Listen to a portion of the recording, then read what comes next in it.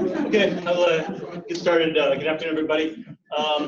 Before I move to the seminar day, I want to make one announcement. I know quite a few of you are family back in China or know people who are traveling there and are concerned about the coronavirus. So I guess Daniel, when you're busy getting some resources, and they'll post some things on the website if you're concerned about flights and or something like that.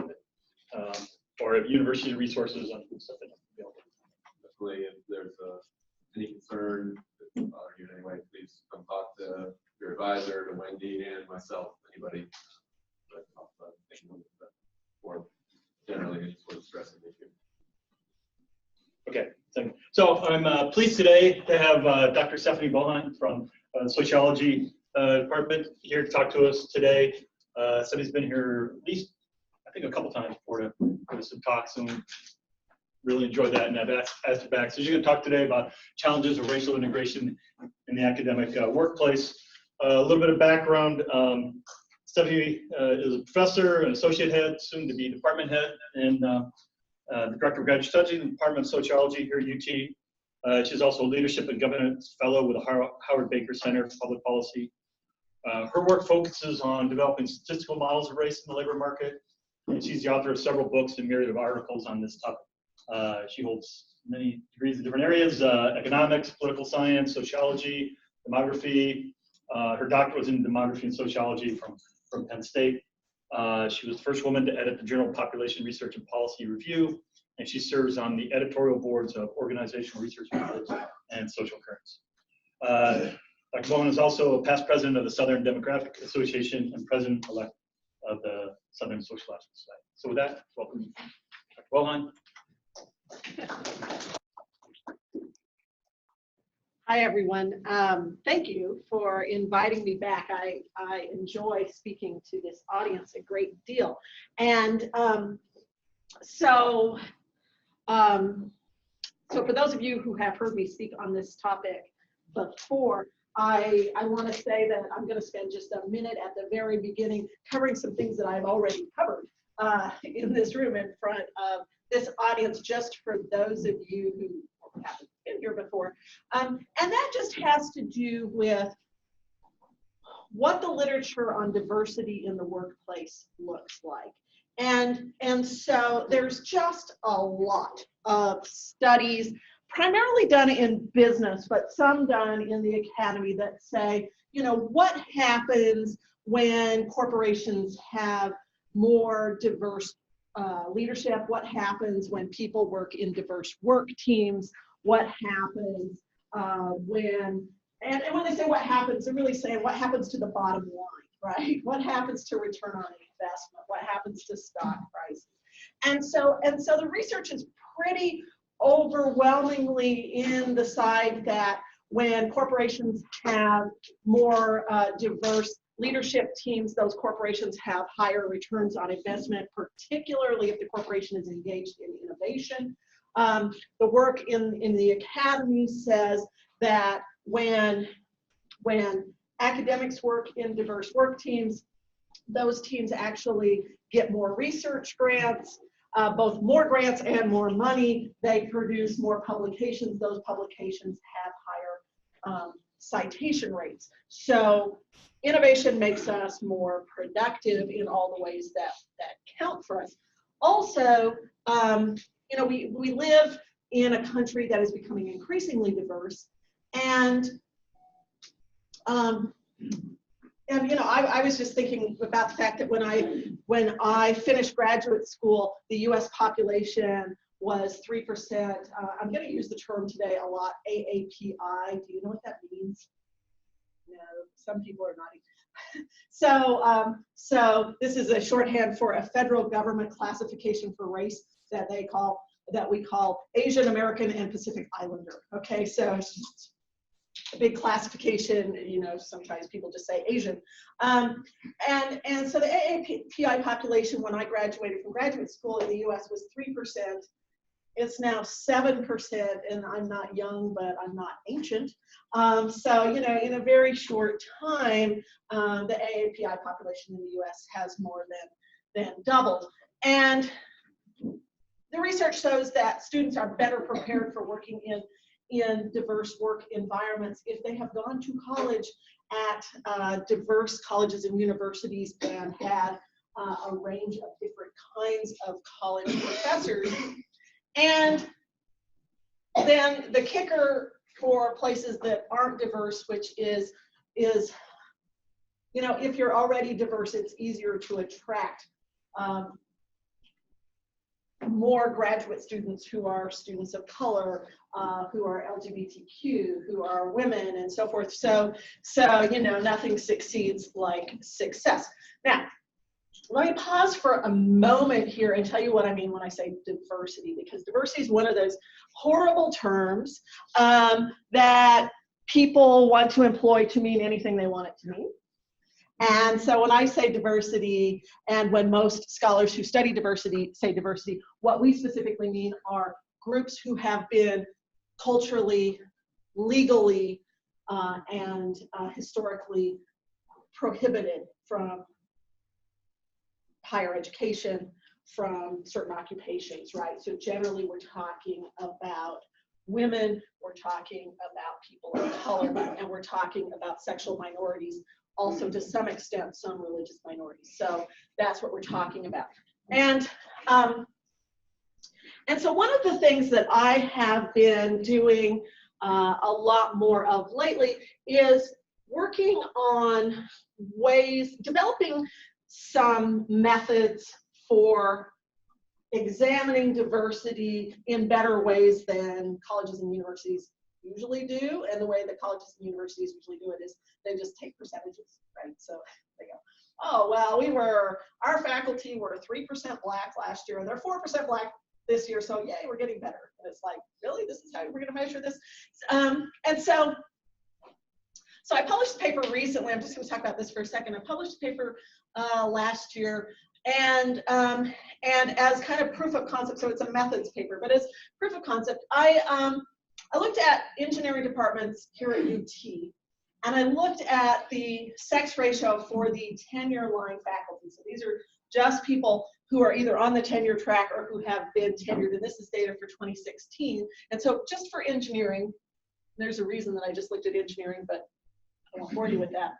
And so what you see is like in electrical engineering and computer sciences, here at UT in 2016, for every woman faculty member who's on tenure line faculty member, there were about 4 men. All right. If you look at mechanical and aerospace, for every woman, there were more than 16 men. In chemical and biomolecular engineering, for every woman, there was 18 men. Okay. And my concern is that higher ed administrators look at data like this and say, well, we have a real problem in these fields and much less of a problem in these other fields. And the problem with thinking like that, and let me just stop for 1 second and say, if you have questions as I go along, feel free to ask. But the problem with that, right, is that some fields of engineering attract more women, right, than others. And so if a department is in a field that doesn't have that many women getting PhDs in that field, then how are you going to hire women in that field, right? And so without boring you with the math, let me just explain this to you. So in every field, there's a labor market, right? And that labor market is going to have some women and some men. And so what I did is I looked at the market for tenure line faculty in each field of engineering, which is a fancy way of saying I looked at how many men and women were working in these fields in the academy, specifically as college professors, or were postdocs looking for tenure track jobs. And then I normalize those because they vary across these different fields. And I normalize that. So that line at 1 means this is what the labor market looks like in those fields. And then these bars are location quotients. And what they tell you is, for example, and by the way, this line should be at 1. I'm just lousy with graphics. What they should tell you is like material science, which here at UT is has about 5 men for every woman. Well, the field of material science has a labor market that's about 5 men for every woman. So material science here at UT is doing as good as you could expect given what the labor market looks like. Electrical and computer science is doing far better than what the labor market looks like, right? The places that are below the line are doing far worse, right? So when you adjust for what you might expect, then that gives us a lot more information about what could be possible. Also sort of says, you know, where do we need to look more, right? So there may be a reason, right? There may be some reasonable reason that places are hiring below, hiring women at a rate below what the labor market offers. Like maybe, and I'm just making this up, right? So maybe here at UT, mechanical and aerospace engineers, that department is actually way more aerospace than mechanical. Yeah, I don't know. And maybe it turns out that there are way more women who are mechanical engineers than women who are aerospace engineers, and so that accounts for this discrepancy. But it gives deans of engineering schools, right, a place to start looking and saying, do we have a problem, right? Okay, so that is by way of introduction into getting into what I really want to talk about today more, which has to do with race, because I'm a race scholar. I'm actually not a gender scholar, and I wanted to just take you down the same rabbit hole I went down, which is so I don't know how many of you are grad students, how many of you are faculty, but the faculty will know that the state legislature decided that we needed to do these intensive reviews of faculty who are already tenured, right? So every 6 years, if you have tenure, you go through this intensive review process, and supposedly this is not supposed to take a ton of our time. And the faculty senate was like, yeah, I think it might. And also the faculty senate, and one of the things that the state legislators mandated is that as part of that packet you put together for your post-tenure review, you have to show your student evaluations of teaching, right? Those surveys that students take at the end of every semester for their classes, right? That most of them don't fill out. And so the provost asked me to be on a committee to look at bias in student evaluations. And so since I was the statistician on the committee, I got to do all the analysis, which is fun for me. But anyhow, so these are the things, right? You've seen these, right? These are the questions that students get asked at the end of the semester about your teaching. And you can see that, you know, these are on a scale of 0 to 5. And so you can see that overall at UT, I mean, the average is really high, right? And so we started to say, okay, what does this look like by various categories of things that shouldn't really impact your teaching, like how old you are and so forth. And what we found for women was that women at UT actually were scoring higher than men on 4 of these 8 indicators, and they're the 4 things that you could think of as sort of helping things, right? So women are getting higher scores on whether they created an environment to invite you to seek additional help, and whether they responded to your emails in a timely fashion, and whether they created a respectful and positive learning environment and gave you useful feedbacks on your assignments. But one of the questions that was raised was, well, would these gender differences vary if we separated the so-called hard sciences from the other disciplines? And so we played with that some and didn't find anything. But then I said, you know, let's be a little more realistic about what we want to look at. And so I divided all the departments into 2 types. So I looked at departments that the literature, this is a term from the literature and I don't mean anything by it, but what I did is I separated the male-dominated departments from the departments that aren't male-dominated. Again, I'm not making an assessment about what men are actually doing in this department, but just how that gets conceptualized and operationalized in literature is just, if you're in a department where there are 3 tenure line men or more for every woman, you fall into this male-dominated categories. So I separated the male-dominated departments from the other departments. And notice on this list, you actually have, you have, I think, all the engineering departments, but you also have things from the School of Business like finance and economics and management. You have some social science departments. You even have some humanities departments. And then going the other way, there are physical and biological science departments that fall into the other list, right? So almost everything in the vet school except for large animal sciences, biology, ecology and evolutionary biology. These are all in the categories that are male dominated. And when we control for that and then also do other things like moderating some models by these types of departments, we find something interesting, which is, first of all, when you account for the composition of the department, all the gender, all the sex differences in student evaluations go away except for question 3, which is that question about whether or not the faculty responds to your questions in a timely fashion. All right.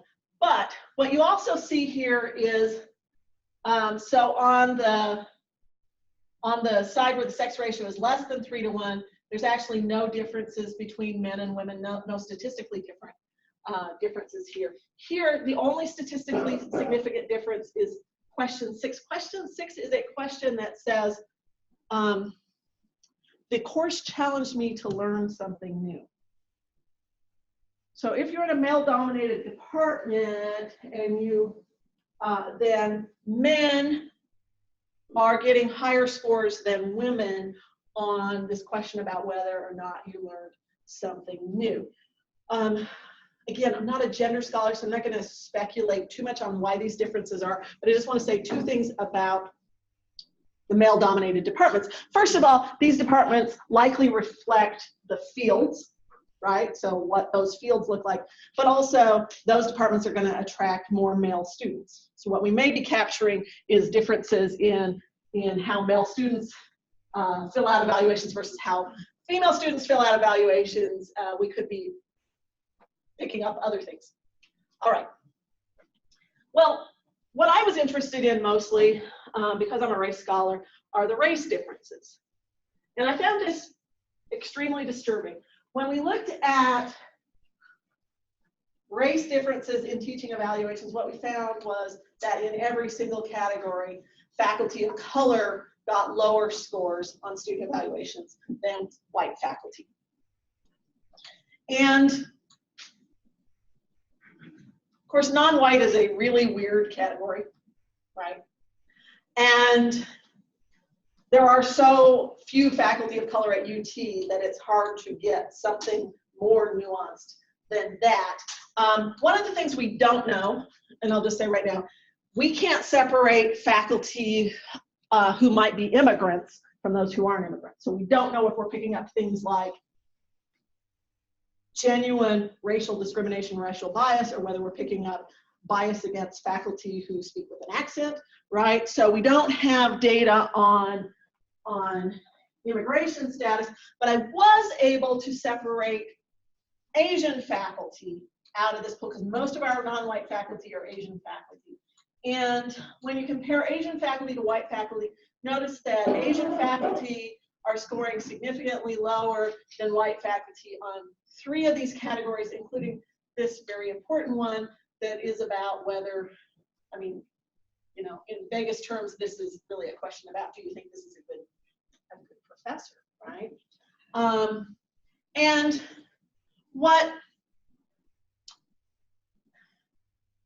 so I've spent my career studying race in the labor market, but most of my work is focused on Latinx people. I mean, to the extent that I have done any kind of in-depth work on Asian workers, it has been on Asian workers in poultry plants, and primarily Vietnamese workers in poultry plants, and Cambodians who own donut shops. So that doesn't tell me a lot about college professors, right? And so I really wanted to get a grip on this. And the nice thing about being old, by the way, as you get old, your teaching evaluations go down, in case you're wondering. But as you get older, the nice thing about being an academic is you start to get to know more and more and more people in your field. And when you have questions, you can call important people and ask them, and they don't think that's weird. So I called two of my friends. One is a professor at Adia Harvey Wingfield. She's a professor at the University of Washington University, St. Louis, and she does all kinds of work on the experiences of men of color who work in professional occupations, a lot of work in engineering and a lot of work on college professors. And I also called my friend Grace Cow, who is the head of the sociology department at Yale, who is without a doubt the country's leading expert on the sociology of Asians in educational systems. And I said, talk to me about what life is like for Asian faculty and Asian graduate students. And so, so as we were talking, and I'm gonna and they gave me all kinds of stuff, and I sort of put it all together, and I'm going to bottom line it for you here. But one of the things that they recommended to me immediately was, they said, oh, you have these data on the sex composition of the departments, and you should look at that with regard to the Asian faculty. So I did. So actually, because one of the things they thought maybe was that our Asian faculty might be disproportionately in these male-dominated departments, which is not exactly the case. I mean, they are, so we do have more Asian faculty in, and these are all faculty, so this includes instructors and lecturers, right? Not grad students, but in the departments that are more male-dominated, but not a ton more. And just so you know, so the four departments, four of the five departments at UT that have the most Asian faculty are departments in engineering, followed by math. In the departments that aren't male-dominated, notice there are just far fewer Asian faculty, and so what you have is like one Asian faculty member in each department is kind of a common trend over in this group. And what that suggested to me, well, I'll come back to that. And so I ran the analyses again, looking at the difference between Asian and white faculty, and control for the gender composition of the departments. And what I found were that we actually didn't see any gender differences in teaching evaluation scores for Asian faculty who were in male-dominated departments, but we did see it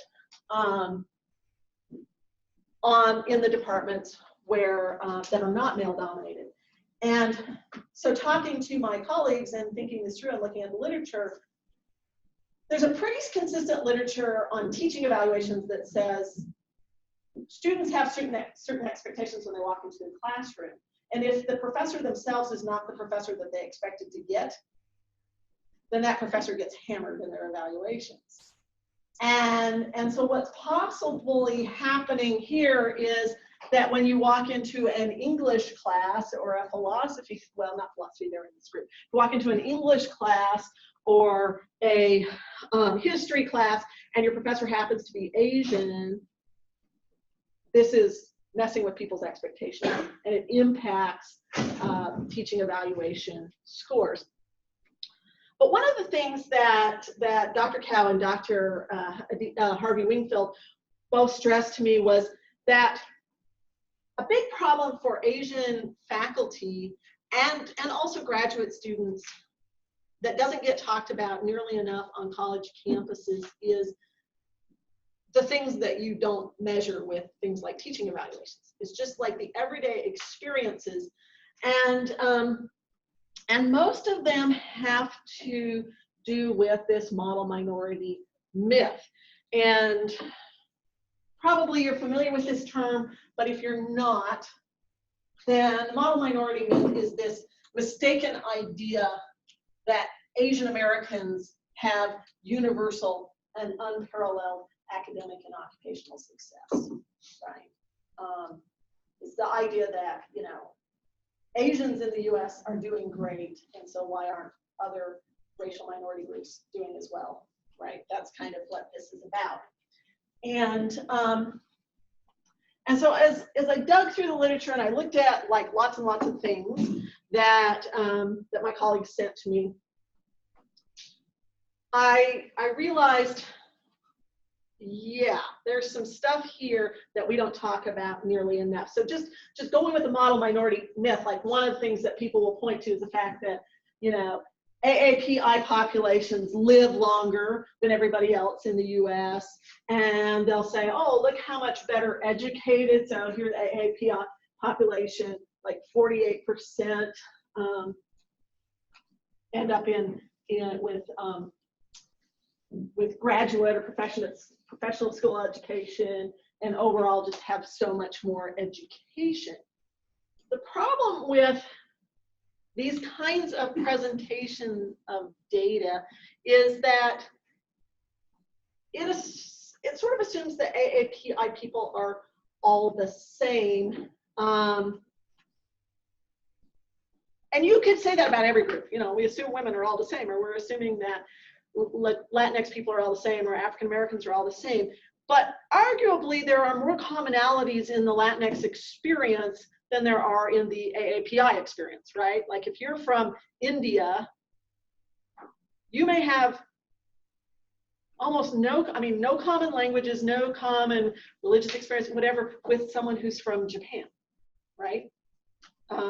It's very different. And so you'll read things in the literature like this, right? Of all Asian college students who enter a 4-year post-secondary institution, 71% will attain a bachelor's degree within 6 years, compared to 67% of their white, 47% of their Latino, Latina, and 46% of their Black counterparts. So you see stuff like this in the literature, or you see stuff like this in the literature, right? So, so this is white, right? This is Black, and these columns are men and women who are AAPI, and they say, oh, well, you know, when you consider the AAPI population is only 6 to 7% of the US population, look how overrepresented they are in the academy.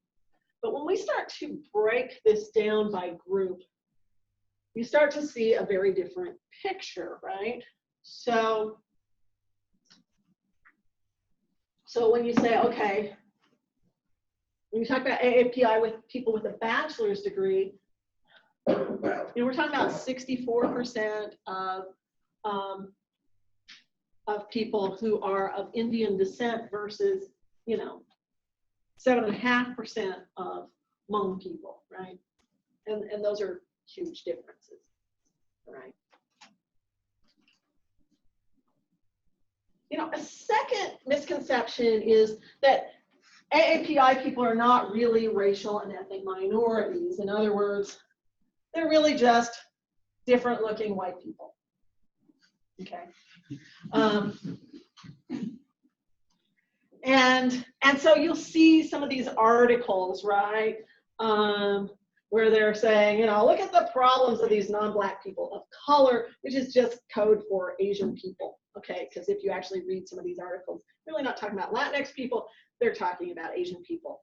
And so you run into things like their minority fellowships or grant competitions that give preference to people with minority status, and then they'll specify that Asian people don't count for these things, right? And yet, what we run into is that there is a high level of reporting of discrimination among AAPI people, and this is separated between, this is all AAPI people. These are AAPI people who are actually US born, and then these are the ones who are immigrants. Immigrants in general of every race report less discrimination. And the work on Asian American students, both undergraduates and graduate students, is pretty consistent in showing that not only are students reporting experiencing discrimination, they're also reporting pressure to conform to racial stereotypes, which means if you're Asian, it's, you're supposed to be really good at math and sciences and apparently string instruments. And that they also have difficulties, navigating cultures that are imposed on them by, the predominantly white institutions where they normally work. I'll come back to this in a minute. And so, this kind of leads to this point, which is, well, if you're AAPI, you're not going to experience any major challenges because of your race. So my friends Rosalind Chu and Joe Fagan published this book on the model minority myth, and they really talked about, what do AAPI people face in sort of day-to-day living that is which are really like racist experiences. And the thing that I found shocking about the book was not the book itself, but the reviews of the book that came out. And you think about it, like if you're an academic and you write a book, academics are the people who review those books, right? And so you start to look at the academic, the reviews of this book written by academics, and you get stuff like this, right? So one reviewer says, oh, you're taking the most successful students and you're going to portray them as victims because they're successful, right? But then this one, right? The problem with only assessing racial stereotypes is you miss out on other stereotypes. For example, as a person from Texas, I've often made fun of by people of a liberal bent just for being from Texas. This isn't to say there is some truth that Asians are stereotyped and not everyone lives up to the average, but with a higher income per average than Americans of European ancestry and a higher rate of graduation and college attendance, it seems doubtful to me that the author's conclusion is accurate. I should say our conclusions are accurate, but anyhow. And I thought, did they read the book? Because one of the things that we hear a lot is, well, Asian Americans actually have higher income than white Americans. And I'm always curious about why whites are the gold standard. But anyhow, but in fact, Asian Americans often live in larger families. And so when you look at family income in an Asian household, you're actually usually have more wage earners than an average white household. And so when you actually look at individual income as opposed to family income or household income, you actually see Asian income falling below. Also, one of the things that never gets sort of accounted for in these studies on like Asian income in the US is the fact that the Asian population in the US is heavily concentrated on the West Coast and in New York, and then the Northeast, primarily New York City. These are the most expensive places to live. So everybody who lives there has higher income, generally, right? And so if if you're comparing on a national scale and you've got populations that mostly center in higher income areas, higher cost of living areas, it gives a skewed picture. But the other thing that never gets said enough is that the research is pretty overwhelming. I cite Lee and Tron here, but they're not the only ones doing this, that white students who graduate from college have a much easier time finding jobs than Asian students. I will tell you a story because I got permission, okay, from the student who I'm going to talk about, or former student I'm going to talk about. So I had a doctoral student, a phenomenal doctoral student from Bangladesh. He'd been a professor in Bangladesh and then took leave, came to the US, got another master's degree and then a PhD, did everything right while he was here. Published a ton of papers in good journals, some of the top journals, got 11 research awards, received 3 teaching awards, the highest teaching evaluations in the department, right? Phenomenal teacher. And he went on the job market, and how job markets work vary a little bit from field to field. Your fields may work exactly like ours, but the way it typically works here is you apply for jobs, a committee puts you on a long short list, and then they do phone interviews, and then they make a short list of like 3 people that they invite to campus. This student, both as a student and then his first year out, and by the way, academics across the board have 40% greater chances of getting a job in the first year out as opposed to while you're still a doctoral student, right? So, so having the PhD in hand is a huge boost to your higher ability. Anyhow, made more long short lists than any student I've ever seen. I mean, had like 3 to 5 phone interviews a week for weeks and weeks and weeks. Probably got, I'm gonna say, close to 40 phone interviews and got 1 on-campus interview. And at some point after he had had 20 phone interviews and these weren't converting to campus interviews, I asked him if I could just sit in and just listen to the interview so that I could just spot if there was a problem. I honestly think the only problem he was facing was that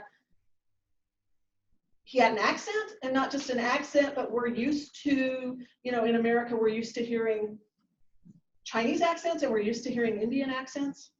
We're not used to Bangladeshi accents. And so if you've got an interview and it's just on the phone, they can't read your lips, right? I think it was hurting him. I mean, honestly. And so this kind of thing, so that was just kind of me as a sociologist looking in, but then I started to see this in the literature, right? Again and again. Surveys of employers, when they ask them about their Asian applicants, will often say things like, oh, well, they're not well-rounded enough, or they're too one-dimensional, or they're lacking in diverse interests or in individual personality. Or they don't have enough social networks. They're hardworking, but not assertive. They're not outgoing. But when you pin employers down on what do you mean by this, they got nothing, right? And you say, what do you mean they aren't outgoing? Well, they seemed kind of quiet. Well, did you not have white applicants who were quiet? Well, yeah. This is how those conversations go, right? Okay. The other misconception, of course, is that degree completion is the equivalent of success. Not only do Asian students who come out of college have a harder time getting jobs, it also turns out that AAPI people with college degrees get a lower return on their educational investment, or if you want to think of it the other way, they just earn less than white people with the same degrees. They also don't go up the ladder in the same way. So you have very few AAPI people who hold high positions in business, who are CEOs of corporations and so forth. We see headlines like these in the news. If someone makes a discrimination claim against you and they win, it was probably really, really bad, because those are really hard things to prove. Here's a headline about all the AAPI people who work in Silicon Valley but never sort of make it to the tops of the echelon. But even in the academy, right?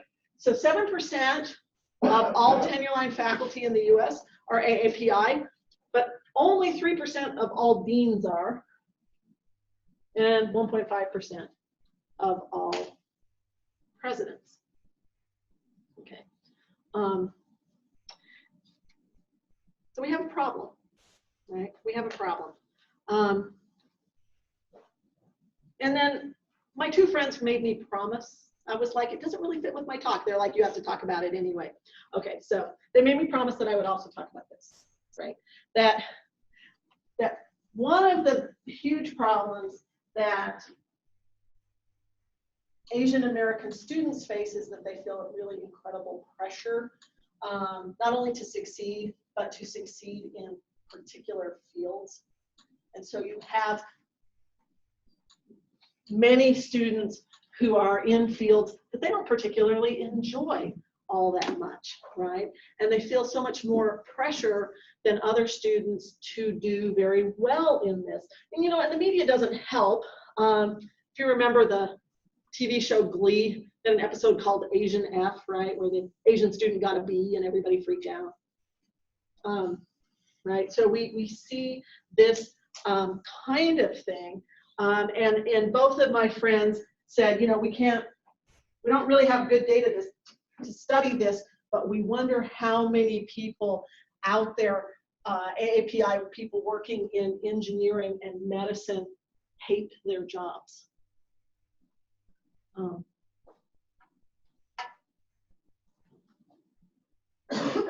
And then you have the problem that Asian Americans are often used to undermine the position of other racial minority groups, right? So you see stuff like this that was written by Andrew Sullivan in New York Magazine, where he says, today Asian Americans are among the most prosperous, well-educated, and successful ethnic groups in America. What gives? It couldn't possibly be that they maintained solid two-parent family structures, had social networks that looked after one another, placed enormous emphasis on education and hard work, and therefore turned false negative stereotypes into true positive ones. Could it? It couldn't be that all whites are not racist or that the American dream still lives.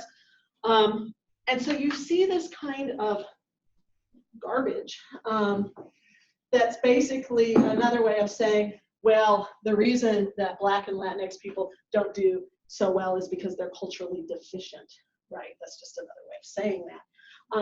But Asian people become the foil for making these kinds of statements. And so, at the end of the day, when we think about diversity, and when you hear people like me tell you how great diversity is for your organization, it is. But we also have to think about the environments that we create in diverse settings, and whether these environments are good places, particularly for these graduate students, undergraduate students, faculty of color who inhabit them, and what we might be able to do to make these places better. All right, so I'll just end there because maybe you have questions and I'd like to try to answer them. So.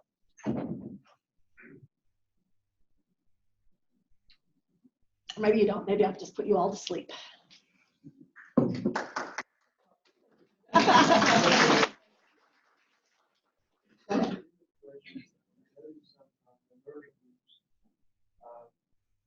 Kind of excluding the Asian American, Asian people out of the majority.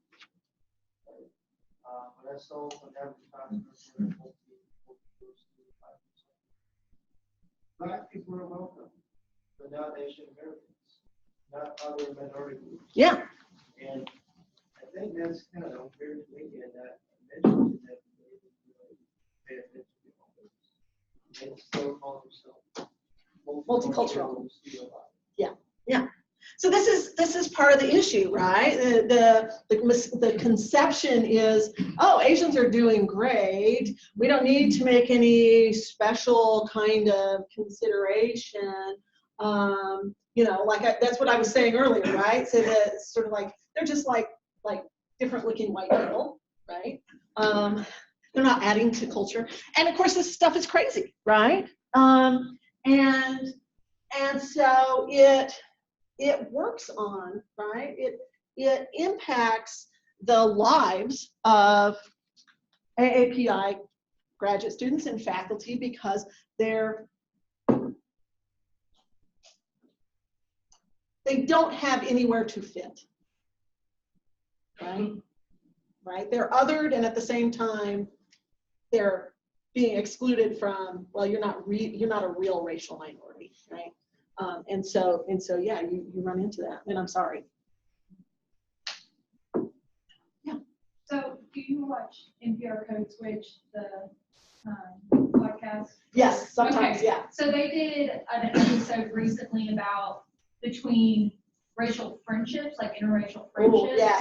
That was Grace Cow's Yeah. stuff, yeah. And I think a lot of it crosses over with even professional relationships too, but they focused a lot on Asian Americans in that especially Asian Americans experience, they talked about it, you gave the statistic that they experience more discrimination. But I think part of the dynamic of the, not feeling like racial minorities, they talked about that even the Asian Americans, they were as much of a, how do I put this? They downgraded their own culture because they felt like they had to in order to assimilate into the white culture.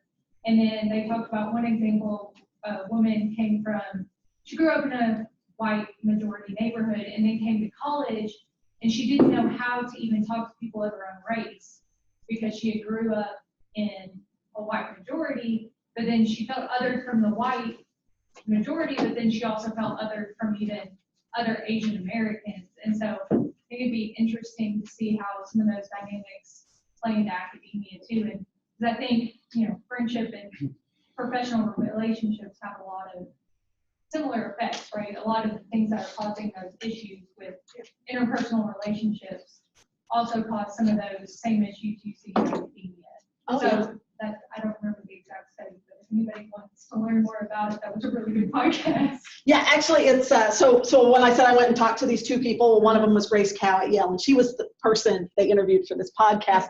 And it's a new book that she has that has to do with race and friendships. And one of the, I don't remember if this is in the podcast or just another talk I've heard her give, one of the really depressing findings today, they talked to adolescents about both, who they were friends with and who they dated, but also who they wanted to be friends with and who they wanted to date.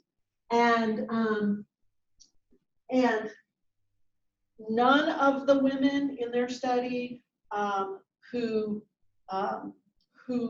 regardless of their race, even if they were Asian, reported wanting to date Asian guys, right? And I mean, that's really depressing, right? I mean, it's just these kinds of things, right? And there was this just incredible sort of peer pressure, right, among these adolescents to make friends with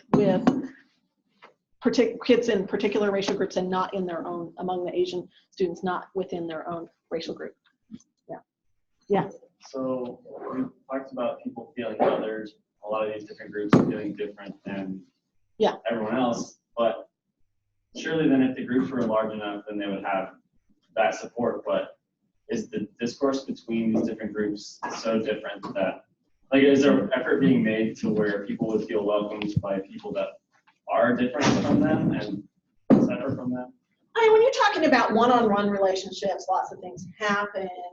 When we talk about, issues of racism and so forth, a lot of times you're talking about, you're talking about just concrete things like what do people's incomes look like, right? And so forth. And, what's their acceptance rate into particular universities and so forth. But when you talk about some of the more day-to-day things that people face, so,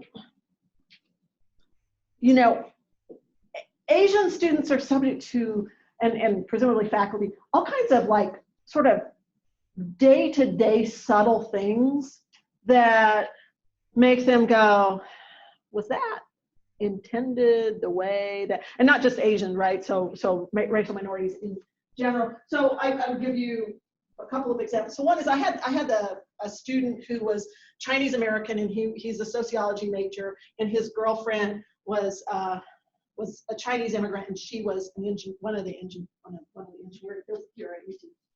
And when she would introduce her boyfriend to members of her family, right? And when they would ask him his major and he would say sociology, they would go, huh? And then she would say to them, oh, he's only half Chinese. And they would go, oh. Right? Or, you know, Asian students are born and raised in the US who are told constantly, you speak really good English, right? You know, African American students whose friends say, you sound really white. Like, that's a compliment, right? I mean, these are the kinds of things that, you know, that you hear as a person of color on a, like I said, on a day-to-day basis that makes you constantly feel like you are different, right? And so even with growth in group size, I don't see that really going away.